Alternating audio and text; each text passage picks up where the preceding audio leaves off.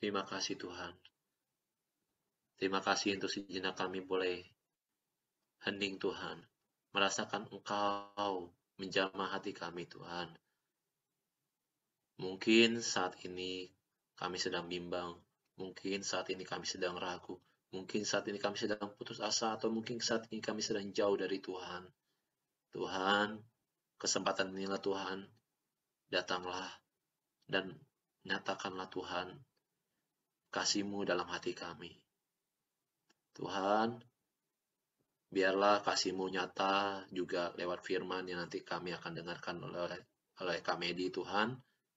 Kiranya Tuhan pada malam hari ini, Tuhan berkatilah anak-Mu Kamedi, agar biarlah setiap firman yang diwatarkan lewat Kamedi dapat bertumbuh dan berbuah lebat dalam hati kami Tuhan. Ya Roh Kudus, pimpinlah hati kami untuk kami bisa duduk diam mendengarkan setiap firman yang akan disampaikan oleh Engkau kepada Kamedi Tuhan. Biarlah firman itu dapat menjadi rema dalam hidup kami Tuhan. Terima kasih ya Tuhan Yesus. Beracaralah dan kami siap mendengarkan. Kemuliaan Allah Bapa dan Putra dan Roh Kudus, seperti pada permulaan, sekarang, selalu, dan sepanjang segala abad. Amin. Silakan Kamedi. Thank you. Shalom semua. Shalom. Suara saya cukup Halo. terdengar? Cukup terdengar? Cukup. Oke. Cukup Kamedi. Baik, shalom teman-teman. Apa kabar?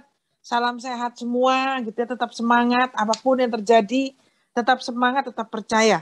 Baik, ini kasih temanya Yohanes 11 ayat 1 sampai 44, cukup panjang.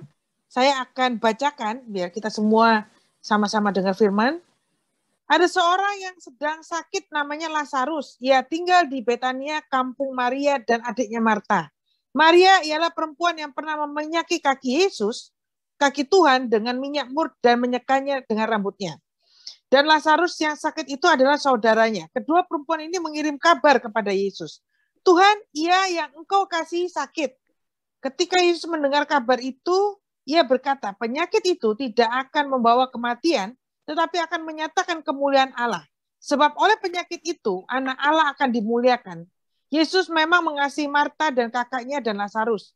Namun setelah didengarnya bahwa Lazarus sakit, ia sengaja tinggal 2 hari lagi di tempat di mana ia berada. Tetapi sesudah itu ia berkata kepada murid-muridnya, mari kita kembali lagi ke Yudea. Murid-muridnya itu berkata kepadanya, Rabi, baru-baru ini orang-orang Yahudi mencoba melempari engkau, masih maukah engkau kembali ke sana? Jawab Yesus, bukankah ada 12 jam dalam satu hari? Siapa yang berjalan pada siang hari, kakinya tidak terantuk, karena ia melihat terang dunia ini. Tetapi, jikalau seorang berjalan pada malam hari, kakinya terantuk, karena terang tidak ada dalam dirinya. Demikianlah perkataannya, dan sesudah itu ia berkata kepada mereka, Lazarus saudara kita telah tertidur, tetapi aku pergi ke sana untuk membangunkan dia dari tidurnya. Maka kata murid-muridnya itu kepadanya, Tuhan, jikalau ia tertidur, ia akan sembuh. Tetapi maksud Tuhan ialah tertidur dalam arti mati. Sedangkan sangka mereka, Yesus berkata tentang tertidur dalam arti biasa. Karena itu Yesus berkata dengan terus terang, Lazarus sudah mati. Tetapi syukurlah aku tidak hadir pada waktu itu. Sebab demikian lebih baik bagimu supaya kamu dapat belajar percaya. Marilah kita pergi sekarang kepadanya.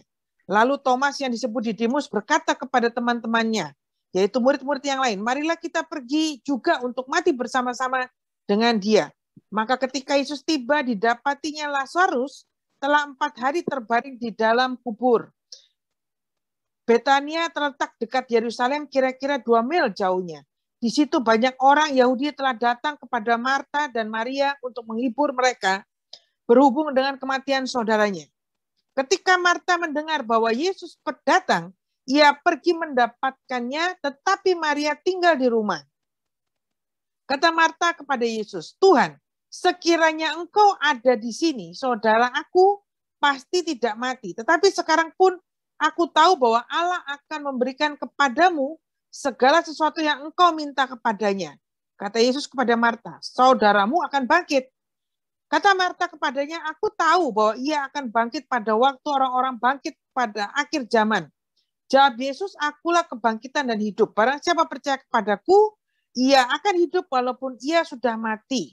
Dan setiap orang yang hidup dan percaya kepadaku tidak akan mati selama-lamanya. Percayakah engkau akan hal ini? Jawab Marta, ya Tuhan, aku percaya bahwa engkaulah Mesias, anak Allah, dia yang akan datang ke dalam dunia. Dan sesudah berkata demikian, ia pergi memanggil saudaranya Maria dan berbisik kepadanya, guru ada di sana, dan ia memanggil engkau. Mendengar itu, Maria segera bangkit lalu pergi mendapatkan Yesus. Tetapi waktu itu Yesus belum sampai ke dalam kampung itu, ia masih berada di tempat Marta menjumpai dia.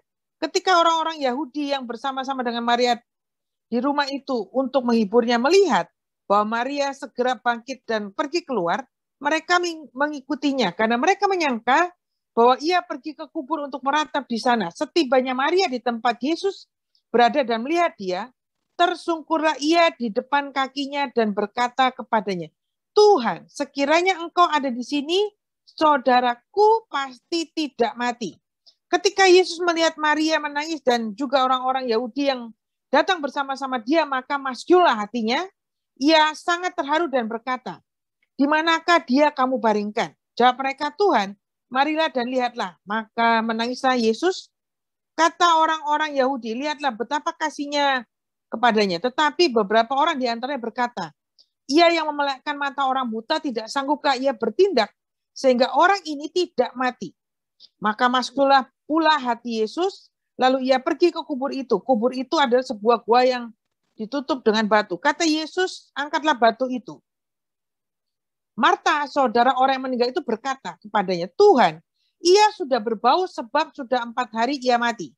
Jawab Yesus, bukalah, sudah kukatakan kepadamu, jikalau engkau percaya, engkau akan melihat kemuliaan Allah. Maka mereka mengangkat batu itu, lalu Yesus menengadah ke atas dan berkata, Bapa, aku mengucap syukur kepadamu karena engkau telah mendengarkan aku. Aku tahu bahwa engkau selalu mendengarkan aku, tetapi oleh karena orang banyak yang berdiri di sini mengelilingi aku mengatakan supaya mereka percaya bahwa engkau yang telah mengutus aku. Dan sesudah berkata demikian, berserulah ia dengan suara keras, Lazarus, marilah keluar. Orang yang telah mati itu datang keluar, kaki dan tangannya masih terikat dengan kain kapan, dan mukanya tertutup dengan kain peluh. Kata Yesus kepada mereka, bukalah kain-kain itu dan biarlah ia pergi. Demikian firman Tuhan, terpujilah Kristus. Teman-teman, saya berharap mic-nya tetap dibuka gitu ya. Jadi kalau saya mau tanya, ada yang interaktif dengan saya supaya saya tidak merasa sendirian. Ini bacaan panjang banget, tapi ketika saya merenungkan dan saya membacanya, itu apa ya? Kayak seperti Tuhan tuh bawa saya ke dalam situasi saat itu yang benar-benar apa ya? Semua hal bertolak belakang. Ini orang yang dikasih Tuhan, Lazarus sama adik-adiknya gitu ya. Mereka udah kasih kabar, Tuhan itu orang yang terkasihmu sakit. Mbok ya tolong ngono. Tapi kan Yesus bilang, di sana dibilang, Tuhan bilang, Yesus sengaja. Berarti sengaja apa enggak?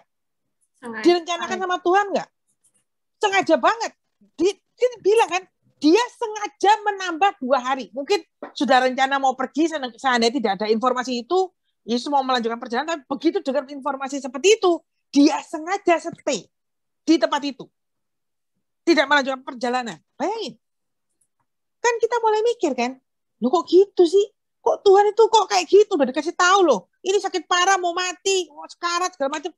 Kok nggak buru-buru datang menjumpai sehingga tidak jadi mati seperti kata orang Yahudi kan?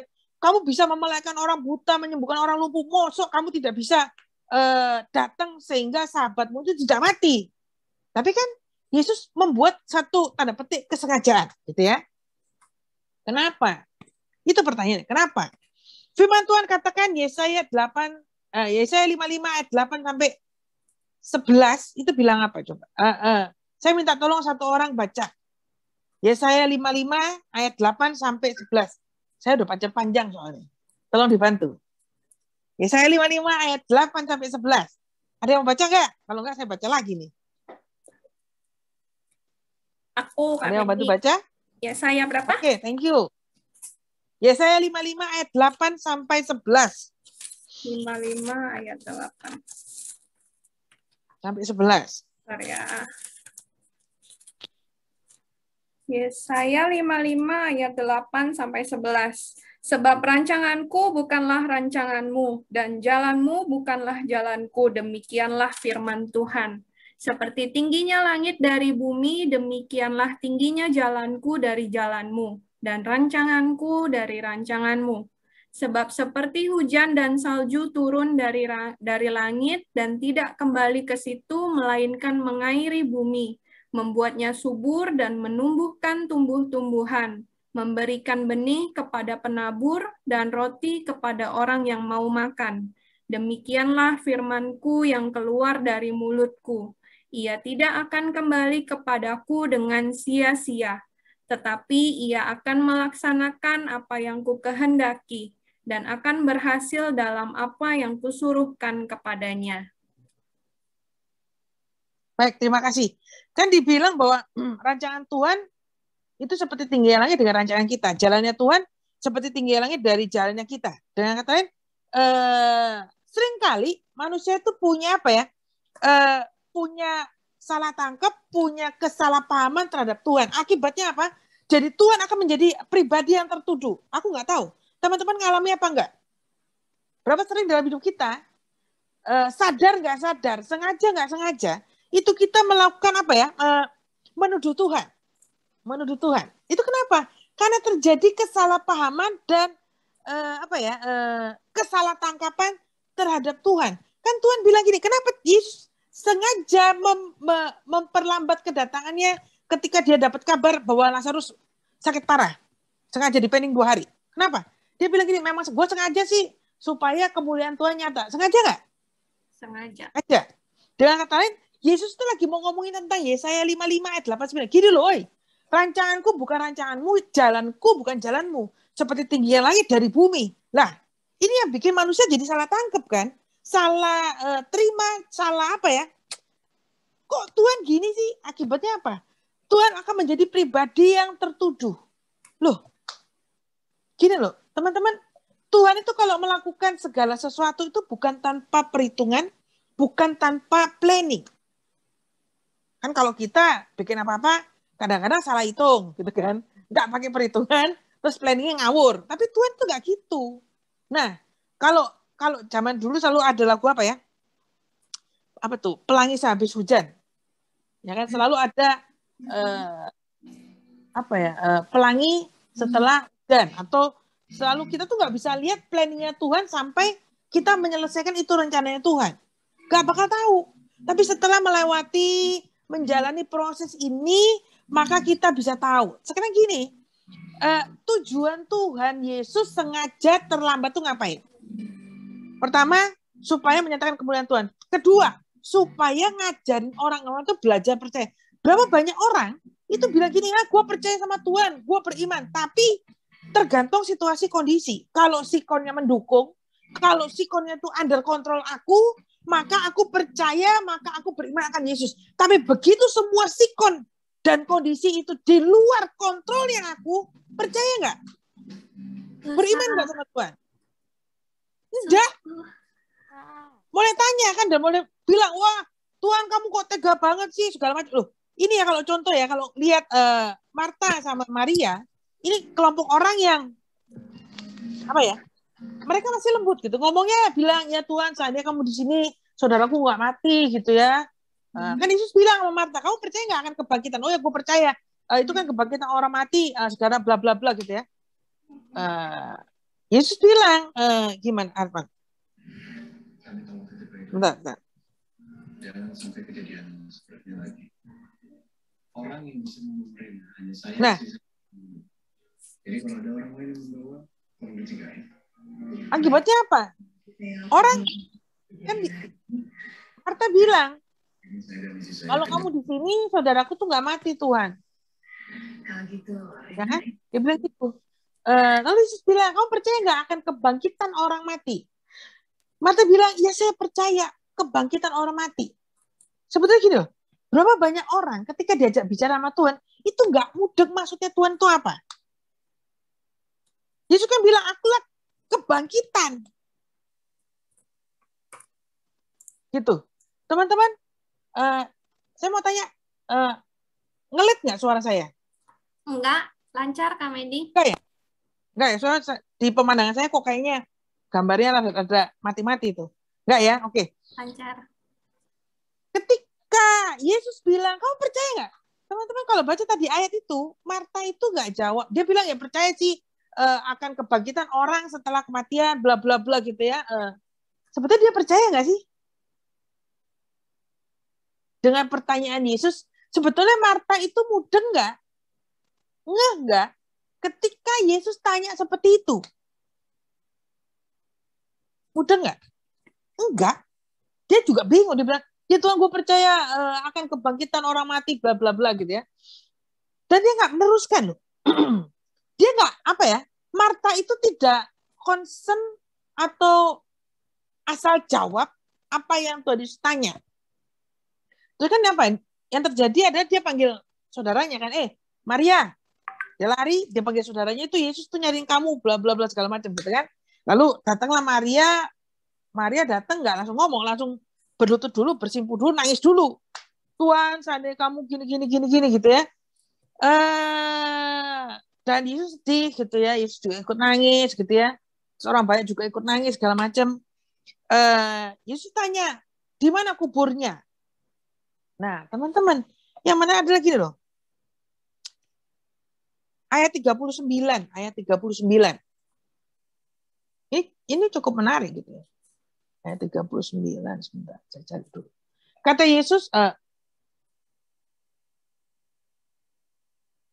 Yesus, angkat batu itu. Marta, saudara orang yang meninggal itu berkata kepadanya, Tuhan, ia sudah berbau sebab sudah 4 hari ia mati. Teman-teman, gini loh. Seringkali kita berdoa, Tuhan, tolong Tuhan. Kita berdoa akan pergumulan persoalan kita gitu ya. Tuhan bilang, kamu percaya nggak? Iya, gue percaya. Lu beriman nggak? Beriman. Tapi kadang-kadang kita tuh nggak mudeng dengan ucapan kita sendiri, ya kan? Nggak mudeng, nggak ngerti juga kadang-kadang mungkin apa ya? Aku bilang asal ngomong. Orang Jawa bilang apa ya? Jeplak tok gitu, buka mulut, nggak ngerti maksudku ngomong itu apa ya? Kan Yesus bilang gini, sini mana kuburannya? Lah kan aneh. Tadi kan bilang seandainya kamu gini ada di sini saudaraku nggak mati, bla bla bla. Aku percaya engkau bisa membangkitkan orang mati, bla bla bla segala macam. Yesus tanya, mana kuburannya? Di situ. Ya sudah, aku bawa ke sana.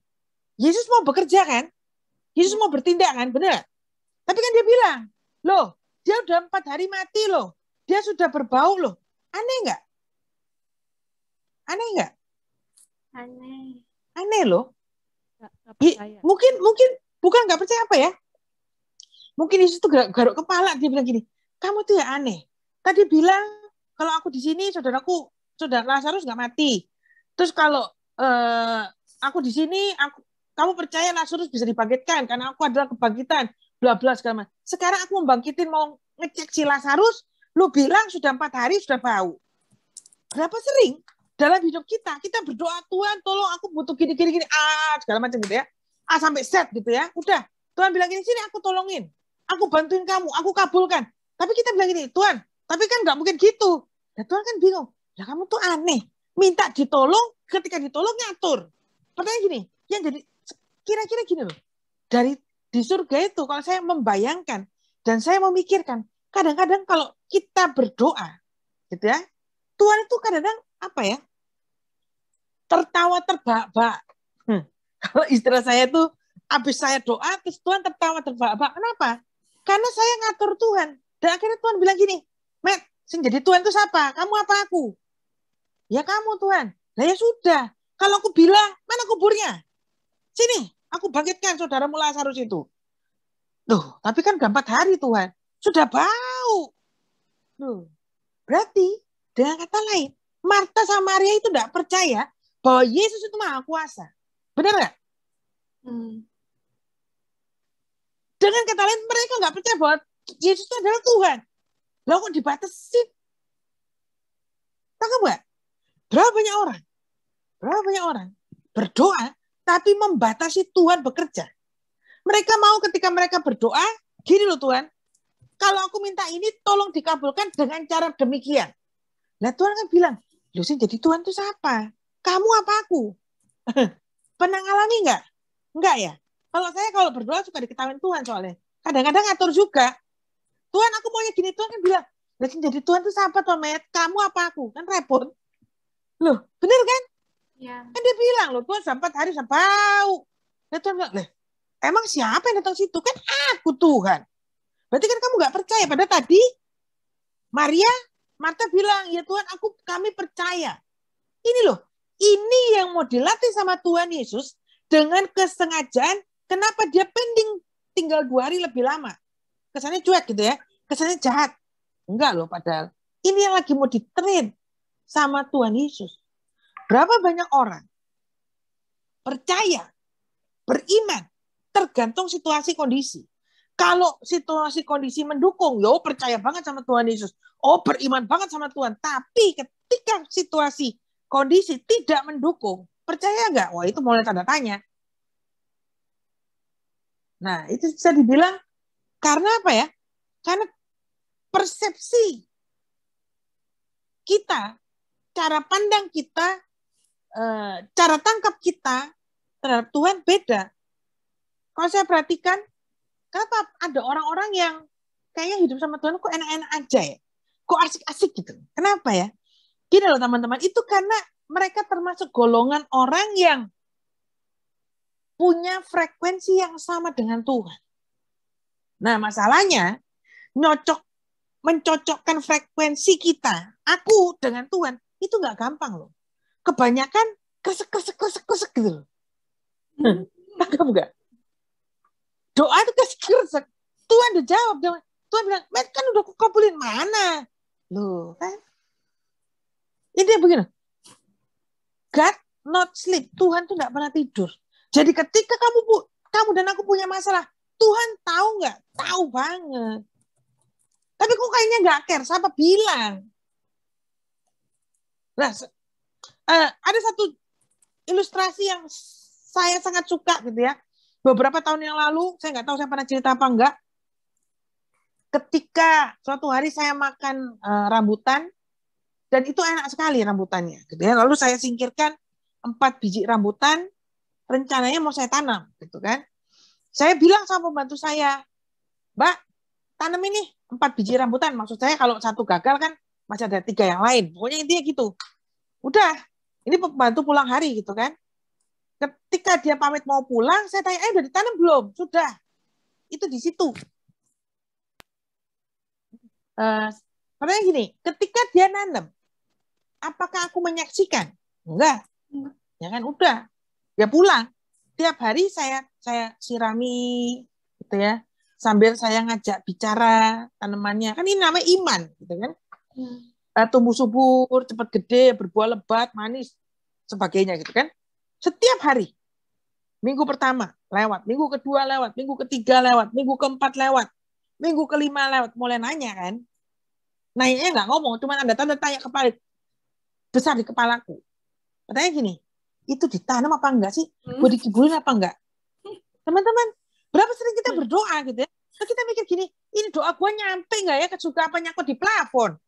Kan nggak tahu. Ya kan? Kan bukan kita yang nganterin doa ke atas. Bingung kan? Nah, itu yang terjadi. Teman-teman, saya nggak lihat ketika ditanam. Ya, tapi tiap hari. Ketika saya nyiram setiap pagi, habis sarapan tuh, pembantu saya kadang-kadang lewat, ditanya, ngapain non? Saya bilang, nyiram tanaman. Kalau enggak, tukangnya papi saya lewat, ngapain non? Nyiram tanaman. Dipikir orang gila loh saya itu. Setiap hari saya ngomong gitu. Tumbuh subur, cepat gede, berbuah manis, lebat, segala macam. Mami saya kadang-kadang buka jendela kamarnya, bilang, ngapain? Nyiram tanaman. Kayak orang gila loh, setiap hari. Bayangkan, minggu pertama, minggu kedua, minggu ketiga, minggu keempat, minggu kelima, tidak terjadi apa-apa. Imanmu mulai goyah nggak? Goyah banget. Itu loh. Yang namanya, percaya dan iman itu tergantung sikon. Ketika semuanya under kontrolmu, wah gue percaya banget, gue beriman banget sama Tuhan Yesus. Tapi ketika semua di luar kontrolmu, ini sungguhan apa enggak sih? Doanya nyangkut tapi nyampe. Kan bingung kan? Nah, teman-teman, itu kan, mami saya bilang gini, oh, nggak mungkin tumbuh. Saya bilang, jangan ngomong jelek sama tanamanku. Udah, diam. Setiap hari loh. Setiap hari itu ada pembantu, ada tukang, ada mami, ada kadang-kadang adik saya kalau pas lewat dari rumahnya, ngetawain saya setiap hari. Bayangkan bagaimana perasaanku. Ketika engkau berdoa gitu ya, apapun doamu, orang bilang gini, wong edan. Emang Tuhan dengar doamu? Nah kan kita mulai mikir, dengar apa enggak ya? Nyampe apa enggak? Ini namanya iman. Nah, minggu ke-7 mulai ada seperti apa ya? Seperti tusuk gigi di atas tanah, nancep. Wah, saya suka cita banget. Waduh, ada batang kecil sebesar tusuk gigi kayak nancep gitu. Saya bilang, wah, Korea tumbuh gitu ya. Terus pembantunya bilang, mana? Ini adik saya lewat. Itu tusuk gigi, Ci. Buat bikin lu seneng doang. Aduh, lo kan gini. Nah kalau saya percaya apa kata adik saya cabut. Ya kalau tusuk gigi, kalau ternyata turbutan. Ayo. Berapa banyak orang itu tuh kalau proses sikon kayak gitu, imanmu itu goncang loh. Harapanmu juga tanda tanya loh. Apakah bisa ketika itu lalu saya buat meyakinkan iman gue nih, gue mau keduk nih tanah nih, gue mau ngecek, gue ditipu apa enggak yang membantu gue. Kalau saya lakukan itu, apa yang terjadi? Mati loh tanaman saya. Benar nggak? Ya kan? Itu yang namanya iman adalah dasar dari segala sesuatu yang kita harapkan yang belum kelihatan. Belum.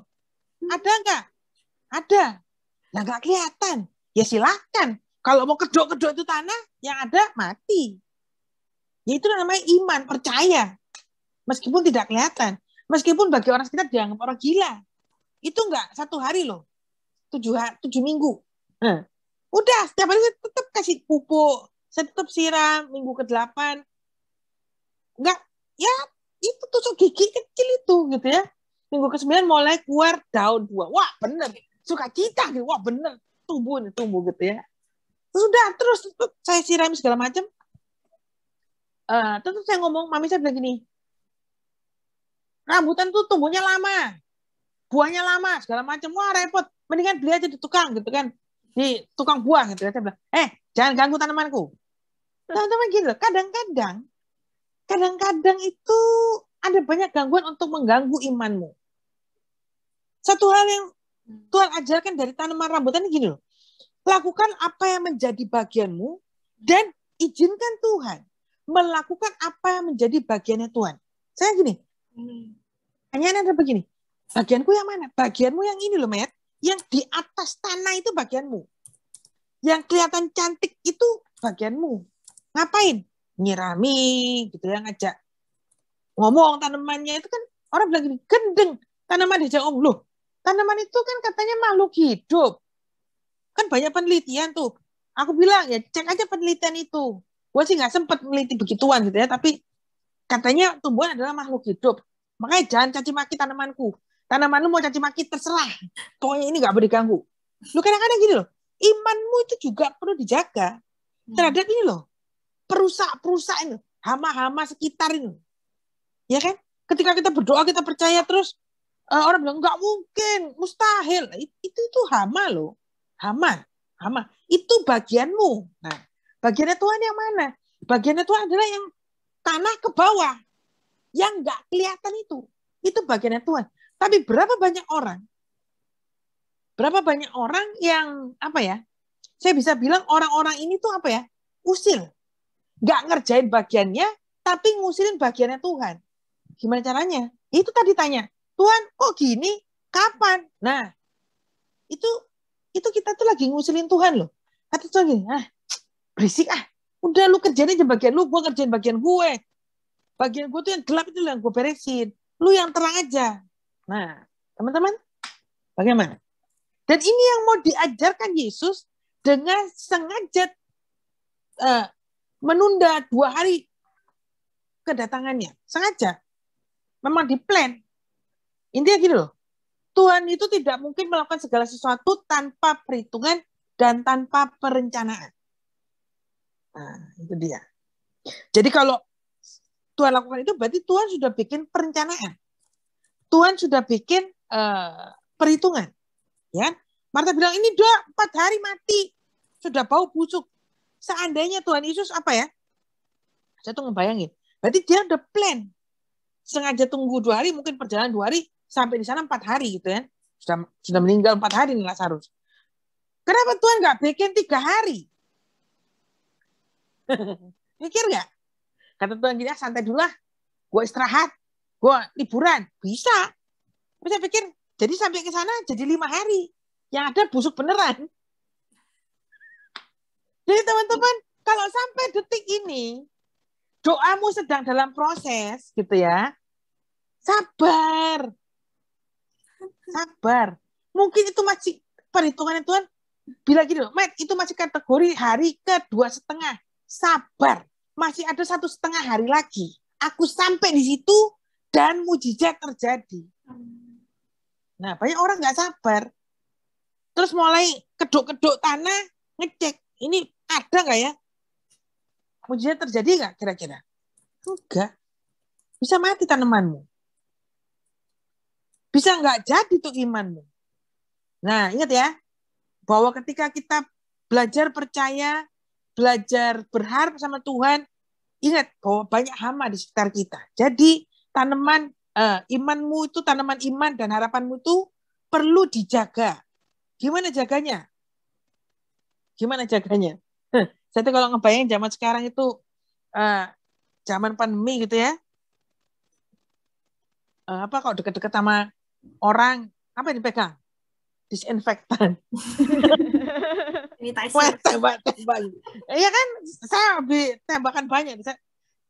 Ketika saya beli banyak gitu kan, setiap tempat saya sediakan, saya jadi ingat zaman saya kecil gitu, main pistol air gitu kan. Seru juga gitu kan. Nah, gimana dengan orang-orang yang menjadi hama terhadap iman dan harapanmu itu? Jangan disemprot disinfektan. Iya, baru mau ngomong. Semprot cuma.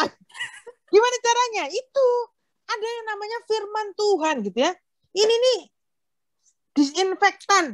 disinfektan buat hama iman dan harapanmu ini gitu. Bukan semprotan yang tadi gitu ya. Ini loh. Ini digunakan. Itu yang saya lakukan ketika ada orang lewat dan mentertawakan saya. Ya. Itu. Ini yang sedang Yesus mau ajarkan. Yesus bilang sama Marta, lu percaya nggak? Marta bilang, aku percaya. Tapi dia nggak ngerti apa yang dia percaya. Dia juga bingung dengan, kenapa gue percaya? Apa yang gue percaya? Berapa banyak orang jawab sama Tuhan tuh nggak mudeng apa yang dia jawab. Nah, teman-teman, selamat berjuang. Mungkin saat ini teman-teman sedang memasuki hari ke 1,5 ke 2,5 ke, sabar. Yesus datangnya hari ke-4, sabar. Jadi gimana? Dia tetap percaya, tetap berharap. Tanya aja, Tuhan ini sampai hari keberapa gitu ya? Enggak apa-apa juga. Tanya aja. Tanya aja, boleh. Tanya, silakan. Ditanya terus nanti dijawab. Tiba-tiba. Sabar. Nah, itu.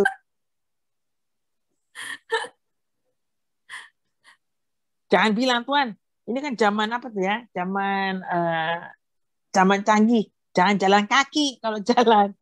Naik jet. Mobil. Oh, enggak deh. Biar cepet. Nggak bisa. Teman-teman saya nggak tahu. Teman-teman kalau berdoa itu bercanda nggak sih sama Tuhan? Enggak ya?